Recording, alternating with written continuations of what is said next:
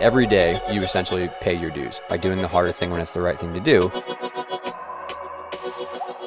The reason that ankle weights aren't the best for jumps and leaps and stuff is because the cost to reward ratio. The idea is if you have a weight that's really far away from the hip joint, the amount of distance between the hip and the ankle is really far relative to the hip joint. So the farther you put a weight away from the hip joint, the more like total force it can produce on the hip joint, right? So the reason that might be a problem is the smaller muscles of the hip, right? Like the stabilizers and especially the smaller hip rotators, they can't really keep the hip joint in a good snug position when you have weight, even if it's like 2 or 3 pounds. The amount of force that it puts on the hip joint is a ton relative to how long their legs are. So when people are trying to put weights on the legs, like specifically the ankles, it's possibly going to help with active flexibility, but it might cost too much in the long run in terms of like hip stress. And like it's I've just seen so many kids that they get hip flexor strains, they get hamstring strains, particularly when their growth plates are open. It can pull quite a bit on the growth plate because the contraction is so high to control the ankle weight. But then also it can kind of irritate some of the ligaments and possibly the labrum, the deeper hip joint stuff. And so if you were to say theoretically, I want to use ankle weights, that's not going to help with jump time, right? That's only going to help with getting their legs to a bigger angle. But swinging your leg with an ankle weight is really a way of kind of cheating a little bit because you're using momentum and gravity to get your leg up higher. You're not actually using muscular contraction.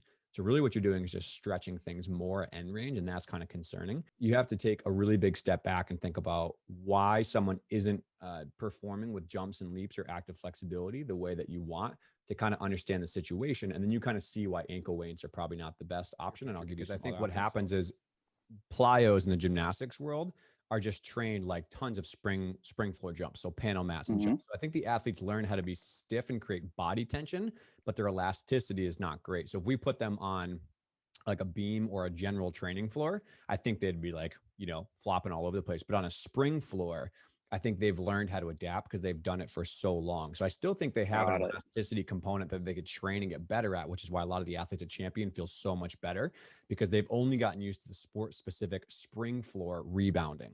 You know what I mean? I think that they have a huge, possible force one and also like a little bit more of an elasticity component of that too. That if they train generally, everything would get better on the spring floor. But that's just my interpretation because they know how to use the springs. They don't know how to be elastic, if that makes sense. A lot for me. That makes perfect sense. Yeah. So it seems like their body's actual ability to create the stiffness and elasticity needs to work because they've relied so much, like Dave said, on using the actual surface to create that elasticity for them. So now if you can actually improve your force production, which seems like, because you kind of said like the initial first jump is the hardest to get height on. I think for your athletes, it seems like you want to start or you need to start with a little bit more of the force production. So think heavier squats, heavier deadlifts, heavier lunges to build that initial strength, and then teach those joints how to create that force and create a lot of it. So more amplitude, like you said, right? So that's going to be built with our seated dumbbell jumps, and then eventually you get rid of the dumbbells and maybe still do a seated jump, but now you can obviously get a little bit higher because you don't have the weight of the dumbbells, right? And then from there, maybe you do, and we have videos of this in the course, maybe you start doing some depth drop, right? Starting on top of a box, jumping down from it, and then rebounding, because what that does is it creates a little bit more of what we call eccentric overload. So now you got to add more overload on top of your body and gravity, right? Because of the height that you're jumping off of. And you got to overcome that force of demand and jump again, right? So we're looking for less elasticity there. What we're looking for is we're kind of looking for control of that load that's overloaded on the way down, and then redirect that force upward. So that's kind of like that progression that I would take your athletes to. So something like a seated dumbbell jump, maybe just a seated jump, maybe just a regular vertical jump, and then like a depth drop, jumping off the box and rebounding back up again with decent amount of knee and ankle bend. Yep. Absolutely. And then to work on the plyometric piece, like the stiffness and elasticity piece, bring in the weighted pogos, the pogo jumps, and teach your athletes how to actually use and create tension within their Achilles and their knees, their patellar tendon, to create that like true elasticity and not rely so much on the spring floor. I think the problem that happens in gymnastics, and I'm not saying this is you, this is everywhere I go to, they see kids aren't jumping high enough.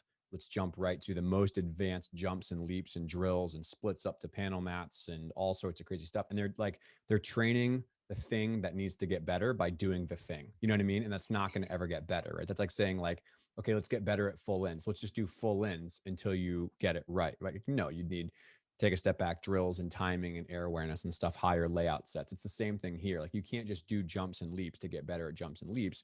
You got to go all the way back down to the basics, like Diwesh said, and be like, okay, are these kids strong enough? Like they're growing and doing harder jumps and leaps.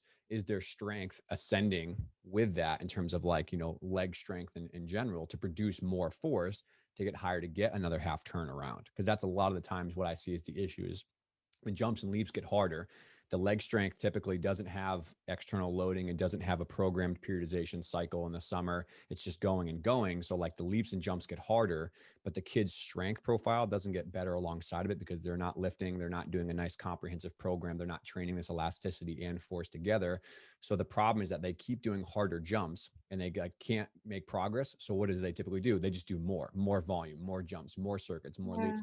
And the thing that breaks down is the kid's joints, right? Like their joints can't handle the volume of jumps and leaps and active flexibility because you're pulling up this, right? But not increasing their capacity. First thing is that shin splints and all the things, shin splints, severs, and osgoods comes from the exact reason that we just talked about, which is the jumps and leaps and the volume get more, but the strength and the underlying profile doesn't. So you're already going to make it better by just thinking in general about getting them stronger with external loading and weights and doing like weightlifting. So that's the first thing to think about is it's not so much that the jump rope will help them cure their shin splints. It's that when you pull down on the high load volume of impact and you do some lower impact stuff like jumping rope, you just condition the shins to handle impact more, which is, but the elasticity stuff of that Diwesh is talking about, the pogo jumps, the hurdle hops are literally the exact same thing I give for rehab for shin splints, because that's the problem is that the gymnastics is here. Like their tolerance is down here, whether it's just, you know, they're growing or the skills are harder. So we use pogo hops and all the external loading and squats and deadlifts stuff like that to build up their capacity to here. So in answer to your question, I wouldn't not do jump roping. I think it's a great way to maybe warm them up for some of their, like what's to come later in their plyometric program for their block. I would just say, I don't think you're doing this, but I think some people think, oh, shin splints, if we just jump rope, that'll make them go away. That's not the case, right? So yes, you're doing it right, but just remember that the context is important. It's being able to handle the entire spectrum of what is required from like a force absorption standpoint, right? So the jumping rope helps you get ready for that elastic component. The piece that's missing is probably the slow, heavy force, right? So your athletes are probably going to benefit a ton from standing and seated calf raises that are done really heavy, right? So if shin splints is an issue, I would say that in this strength conditioning program that we're building out, that includes squats and all that stuff, I would say let's make sure that we plug in standing and seated calf raise variations too that are just done really heavy and slow. So yeah, so once we get through that warm up section, that's a little bit more specific to the strength conditioning piece. Again, like skipping, any like light hopping, any light bounding to get ready for it. That'll work really well. Just make sure that it's done a little bit less intense, right? And then right after that, the section that I would go into is a little bit more true power development, right? So for this first 6 weeks, what I would do is day 1 of the week, right? Start with some sort of a seated dumbbell jump and maybe pair that up with, you know, do you guys have med balls or anything at the gym? You do. Okay. So what you can do is, I actually like doing this, especially with beginner athletes that haven't really done a whole lot of strength trainings. I like teaching them how to create a lot of force, but then also going the other way so that they know how to absorb force and decelerate almost that same motion, right? So I love pairing up like a seated dumbbell jump and pairing that up with like a straight up overhead med ball slam going down to the floor, right? So the seated dumbbell jump takes you from triple flexion, we call it bending from the ankle, knee, and hip, into triple extension, which is the opposite, extending through the ankle, knee, and hip. This med ball slam going down does the exact opposite of where you start in triple extension, being up on your toes, knees straight, hips all the way through, and then going down into a powerful position there, right? So those are two things that you can pair up. And then maybe on day B, what you do is maybe, let's say we need to prioritize a little bit more single leg power. Maybe we'll do what we call a step up jump. I don't know if you've seen that, where you step one foot up on a smaller box and then propel yourself off of just one leg. So it's a single leg jump variation, right? So that's another one that is used to create a little bit more force production. And then maybe pair that up with, let's say that, either shin splints or, hips are still an issue. We can plug in something like that, like a heavy calf raise or some sort of a balance or stability drill. Or if we want to really focus on power, maybe we do like an overhead toss with a medicine ball, right, to keep working that triple extension, but adding a little bit more of an upper body component as well. So that would be like the start to my power sections. If you want to keep this nice, short and sweet, that's all you need for like your power section, right? So this is a little template that I wrote up for our course. You'll see that 2A, 2B that you see on the reaction power section, right? So that was our closing power. So again, the med ball slam going down, and then let's say our seated dumbbell jump right below that. And then if we want to stick to this similar format here, that lower body plyo would just be like let's say, so on this day, I would actually do like a one leg pogo jump and keep it a little bit lower intensity at this phase because we're focused a little bit more on the force and strength component, right?